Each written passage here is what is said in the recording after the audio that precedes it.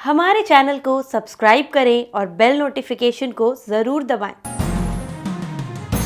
ज्योतिष रत्न live channel के इस कार्यक्रम में मित्रों आपका बहुत बहुत हार्दिक स्वागत है। मैं हूं आचार्य पंडित सर्वदानंद शर्मा। मेरी ओर से भी आप सभी को प्यार भरा नमस्कार।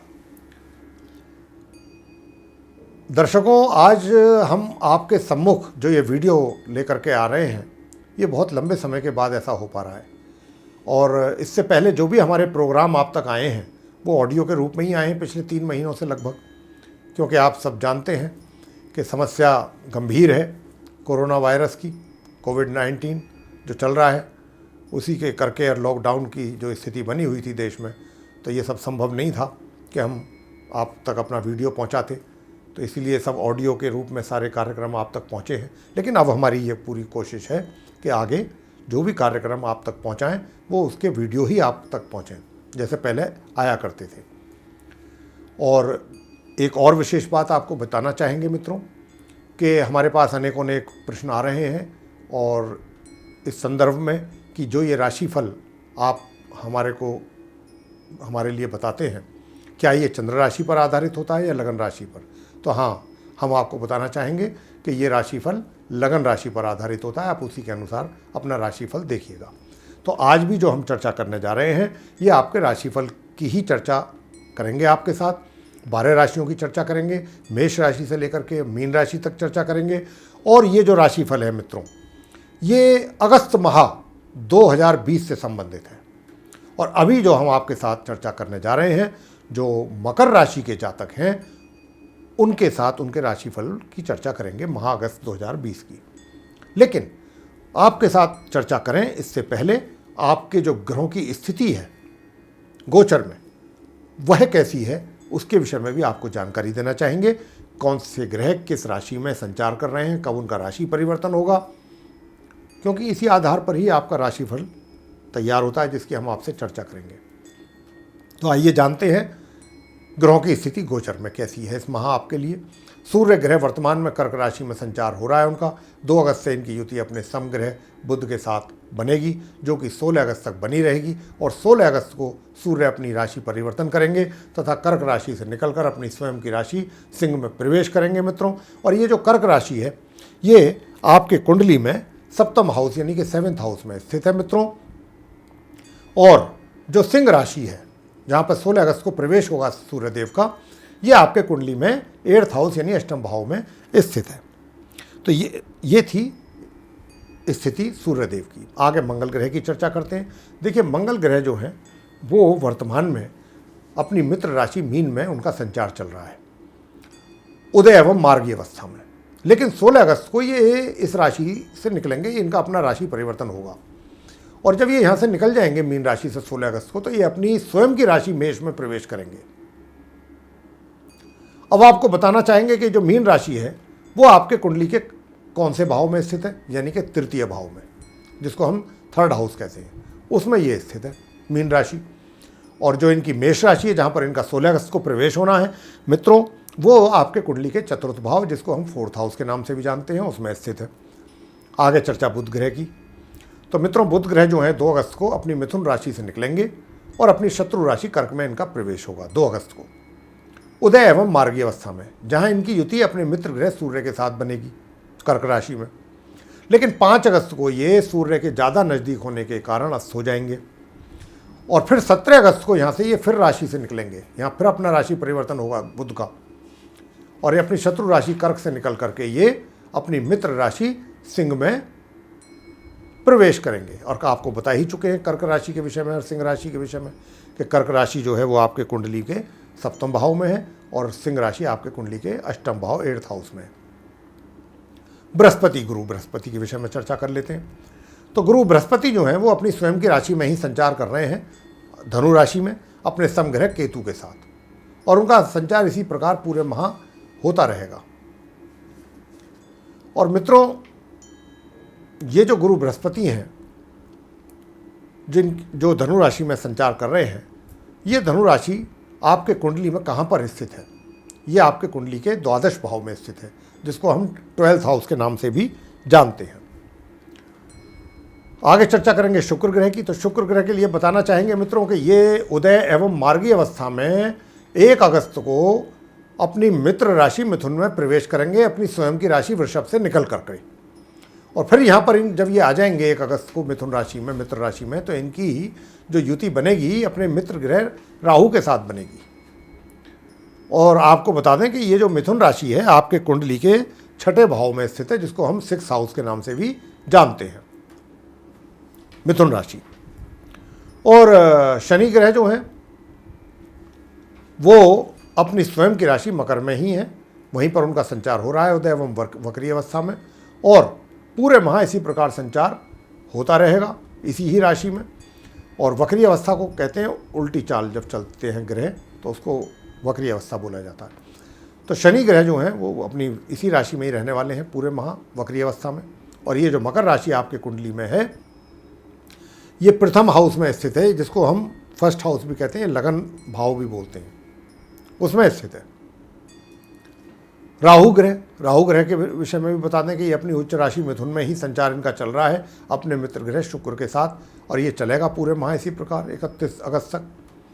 और आपको बताया है कि हमने अभी कि मिथुन राशि जो है वो आपके कुंडली के 6ठे भाव में यानी कि 6th हाउस में स्थित है।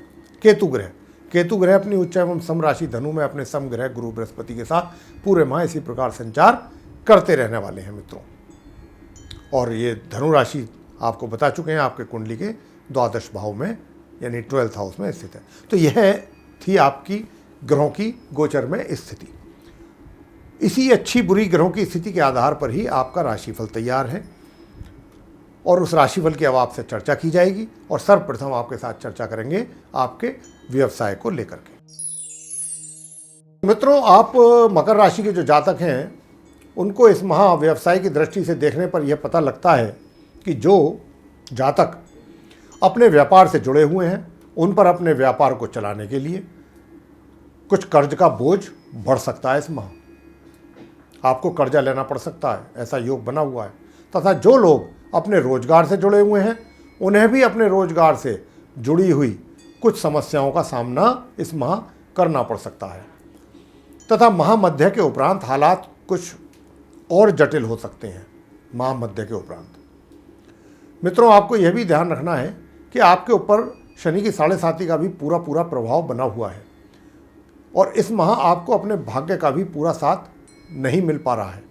लेकिन इसी बीच उन जातकों के लिए अच्छी बात है जो या तो फिर सेना में कार्यरत हैं, पुलिस फोर्स में, या ऐसी ही किसी अन्य संस्था से जुड़े हुए हैं, या उसमें से किसी एक में रोजगार पाने के इच्छुक हैं। जो भी जितनी भी ऐसी संस्थाएं हैं, अगर उनमें से किसी एक में भी आप रोजगार पाने के इच्छुक हैं, उनसे भी हमारा तात्पर्य है।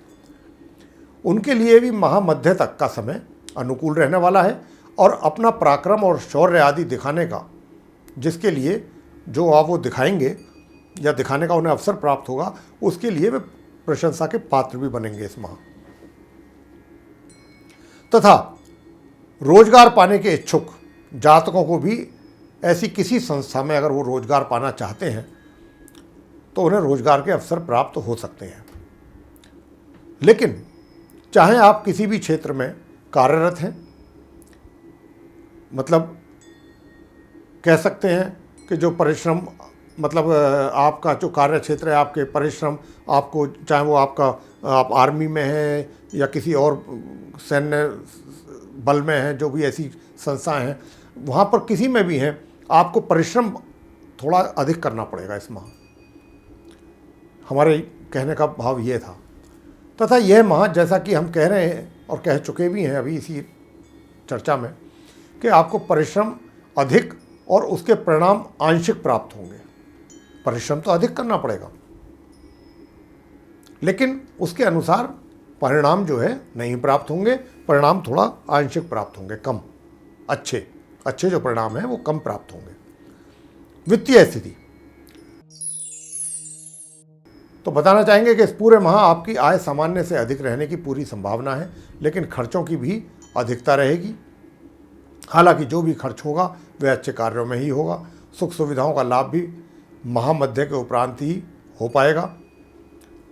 प्रेम संबंधी इस माह आपके प्रेम संबंधों में माह के बीच बीच में कुछ समय के लिए अस्थायी तौर पर कह रहे हैं, स्थायी तौर पर नहीं, अस्थायी तौर पर ही संबंध बन पाएंगे। जहाँ पर मुलाकात हुई, थोड़े टाइम के लिए इंट्रोडक्शन हुआ, बातचीत चली, उसके बाद वो अपने रास्ते, आप अपने रास्ते, कुछ इस प्रकार का। तो ऐसे बनने के कुछ दिनों के अंदर ही अंदर वो समाप्त भी हो जाएंगे, बनेंगे भी, दोनों स्थितियाँ बनेंगी। यानी कि संबंध बने, थोड़े समय के लिए बने, फिर ख़त्म। ऐसी कुछ ग्रहों की स्थिति है जो संकेत मिल रहा है। और जिसको हम दूसरे शब्दों में इस प्रकार भी कहते हैं कि बिना गंभीरता के, जिसमें आप गंभीर ही ना हो, सीरियस ना हो जिन संबंधों को लेकर के, ऐसा भी कह सकते हैं दूसरे शब्दों में। तो जहाँ पर आप गंभीर नहीं होते हैं तो वहाँ संबंध भी आपके फिर कहाँ मजबूत होते हैं, फिर तो बस सब बातें हवा में होती हैं सिर्फ। तो ये स्थिति है इस माह आपके प्रेम संबंधों को लेकर के। तो आपसे चर्चा कर लेते हैं आपके पारिवारिक संबंधों के विषय में। तो बताना चाहेंगे कि इस माह के मध्य तक पिता पुत्र के बीच मतभेद की संभावना बन रही है तथा पूरे माह पारिवारिक संबंधों में तनाव बन सकता है और महामध्य के उपरांत आपको अपने बड़े भाई बहनों की ओर से कुछ सहयोग प्राप्त हो सकता है। विवाहित व्यक्ति जो हैं उनके वैवाहिक जीवन में महामध्य तक तो कुछ ज़्यादा तल्खी रह सकती है पति पत्नी के बीच में। हालांकि महामध्य के उपरांत इसमें कुछ कमी आप देखेंगे, आएगी कमी, लेकिन मन मुटाव हल्का फुल्का बना रहेगा। शिक्षा, छात्रों को अपनी शिक्षा को लेकर बहुत ही गंभीरतापूर्वक प्रयास करने होंगे। अगर ऐसा नहीं किया तो परिणाम भी बहुत ही प्रतिकूल जा सकते हैं। तो इस माह जो हम मकर राशि के जातकों को यही सुझाव देना चाहते हैं कि वे अपनी शिक्षा की ओर पूरा कंसंट्रेट करें, पूरा ध्यान केंद्रित करें। वाकई अगर आप गंभीरतापूर्वक ध्यान देंगे अपनी शिक्षा की ओर, निश्चित रूप से फिर आपको कुछ ना कुछ अनुकूल परिणामों की प्राप्ति हो पाएगी। अन्यथा ग्रहों की स्थिति बिल्कुल अनुकूल नहीं है छात्रों के लिए और उनकी शिक्षा को लेकर के, इसलिए ज़्यादा जोर दे करके हम ये बात यहाँ बोल रहे हैं। संतान, इस माह माता पिता अपनी संतान के किसी भी प्रकार से उनसे संबंधित अनुकूल परिणामों की प्राप्ति नहीं कर पाएंगे और उनसे अपेक्षा करनी भी नहीं चाहिए, इस माह नहीं करनी चाहिए। अपितु आप स्वयं अपनी संतान को उनके कार्यों को पूरा करने में सहयोग करें, उनसे अपेक्षा ना करें, उनको सहयोग करें। ये माह ऐसा है तथा उनका पूरा मनोबल बढ़ाएं। बच्चे ऐसा ना हो, कई बार बच्चे होते हैं डिप्रेशन में चले जाते हैं, तो ये स्थिति ना बने। आप अपने समय में से समय निकालें अपने बच्चों के लिए और उनका पूरा ध्यान रखें, उनका पूरा मार्गदर्शन करें। इस बात की अधिक आवश्यकता रहेगी इस माह। स्वास्थ्य, इस माह आपका पूरे माह स्वास्थ्य नरम गरम बना रहेगा। हालांकि अगर आप समय रहते ही उपचार कर लेंगे तो शीघ्र लाभ भी होगा। तो ये था मित्रों आपका राशिफल। और उपाय कौन से करें और कैसे करें? सरल उपाय, आसान उपाय करेंगे तो निश्चित रूप से लाभ मिलेगा। और उपाय है कि शनिवार की संध्या को शनि देव की आराधना करनी है, उनको प्रसन्न करना है। और मंगलवार और शनिवार के दिन हनुमान जी के मंदिर में जाकर के सरसों के तेल का दीपक जला करके वहीं पर बैठ करके हनुमान जी की पूजा करनी है, किसी भी रूप में। चाहे हनुमान चालीसा पढ़ सकते हैं, हनुमान कवच पढ़ सकते हैं, और बहुत चीज़ें हैं, हनुमान अष्टक है, बजरंग बाण है, ये सब चीज़ें हैं। जो भी आप करना चाहें कर सकते हैं। और उपाय के तौर पर बुधवार के दिन गाय को हरा चारा और खिला सकते हैं तो खिला दीजिए, आपके लिए ये शुभ रहेगा। तो ये छोटे छोटे 2-3 उपाय हैं पूरे माह के लिए, आप इन्हें करिएगा, निश्चित रूप से आपको लाभ प्राप्ति होगी। तो ये था मित्रों मकर राशि के जो आप जातक हैं उनका माह अगस्त 2020 का राशिफल। आपको पसंद आया तो आप इसे लाइक कीजिए, शेयर कीजिए, चैनल को सब्सक्राइब करना ना भूलें। साथ में जो बेल आइकन है उसको अवश्य दबाइए ताकि जो भी आने वाले अभी हमारे दिनों में नए कार्यक्रमों के वीडियोज़ हैं वो भी आप तक आसानी से पहुंच सकें और आप उनका भी लाभ प्राप्त कर सकें समय अनुसार। इसी के साथ बहुत बहुत धन्यवाद। जय माता दी।